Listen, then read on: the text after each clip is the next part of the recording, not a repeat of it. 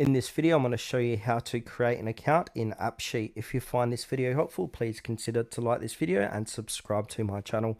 In saying that, let's just jump straight into the video. Alright, so what we need to do is open up a web browser and Google AppSheet and go ahead and click on appsheet.com, start making apps. And now once you've done that, you'll come to this page and on the top right hand corner it will say get started. So go ahead and click on get started. And then it will say sign in with Google account, Microsoft, Apple, etc.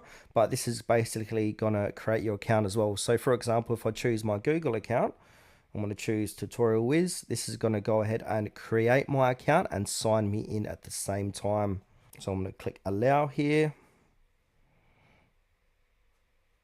And then this should redirect me back to AppSheet.